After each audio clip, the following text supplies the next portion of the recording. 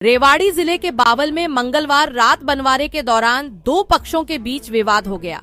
जानकारी अनुसार दोनों पक्षों के लोगों ने एक दूसरे पर ईंट पत्थर और लाठी डंडों से हमला कर दिया, जिसमें कई लोग घायल हो गए। सूचना मिलने पर दो थानों की पुलिस मौके पर पहुंची और स्थिति को काबू में किया।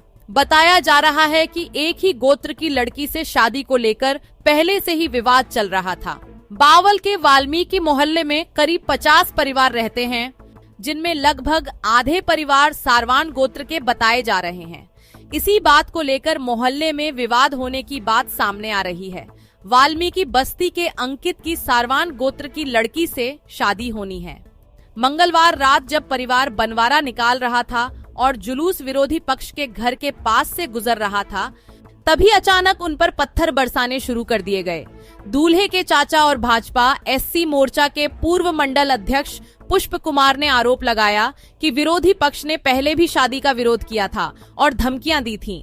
बंटवारे के दौरान हुए हमले में दूल्हे सहित परिवार के कई लोगों को चोटें आई हैं। वहीं दूल्हे ने खुद को बचाने के लिए घोड़ी से कूदकर भागकर जान बचाई। घटना के बाद पुलिस ने मौके पर पहुंचकर बंटवारा पुलिस की मौजूदगी में निकलवाया। इलाके में तनाव को देखते हुए बस्ती में पुलिस बल तैनात कर दिया गया है और मामले की जांच की जा रही है।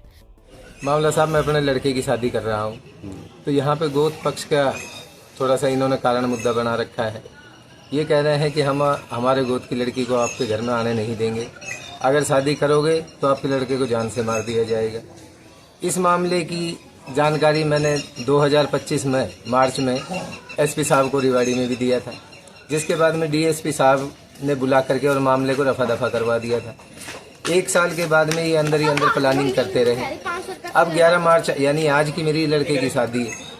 अब रात को जब हम बंटवारा निकाल रहे थे, तो जैसे ही हम इनके विरोधी दल के घर के सामने से आए, इन लोगों ने एकदम से हमला बोल दिया और ताबड़तोड़ पत्थरों की बारिशें कर दी, जिससे कि मेरा भतीजा घायल हो गया है और दूसरे भतीजे को भी गुम चोट आई है। तीसरा भतीजा है, उसके पाँव में चोट आई है। मेरी वाइफ का भी पत्थर लगा है और मुंह पे चोट आई है। घोड़ी पे जो दूल्हा बैठा हुआ था, दूल्हे के इन लोगों ने जानलेवा हमला किया, ब्लेड से वार किया, जिससे कि दूल्हे ने अपना बचाव करते हुए घोड़ी से कूदना उचित समझा। जैसे ही भागा, ये थोड़ी सी खरोच जरूर आई है, लेकिन इतनी कोई चोट नहीं आई। दूसरे लड़के ने आकर के और इनको एक पत्थर मारा, लेकिन दूल्हा अपनी जान बचाते हुए अपने घर की तरफ दौड़ा। वो सारे के सारे मौजूद थे और पत्थर बरसाते हुए मेरे घर तक पहुंच गए हैं। इसके बाद में मैं प्रशासन को रेगुलर फ़ोन कर रहा हूं, लेकिन प्रशासन से मेरे को ये आश्वासन दिया जा रहा है कि हम आ रहे हैं, आप काम शुरू करो।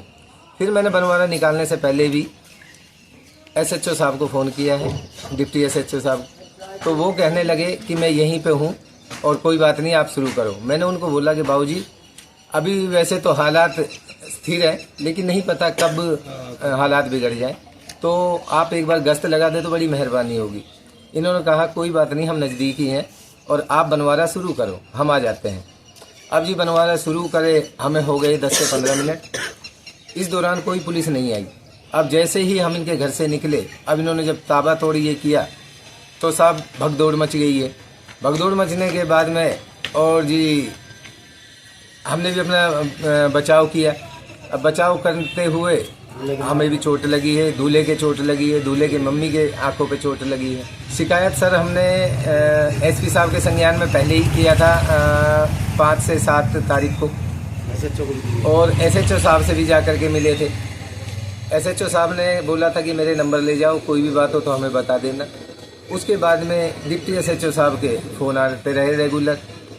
तो इससे पहले हमें कोई अंदेशा नहीं था कि हमारे साथ ऐसा हो जाएगा, सब स्थिर चल रहा था, तो हमने तो यही सोचा कि कोई बात नहीं, शांति बनाए रखें।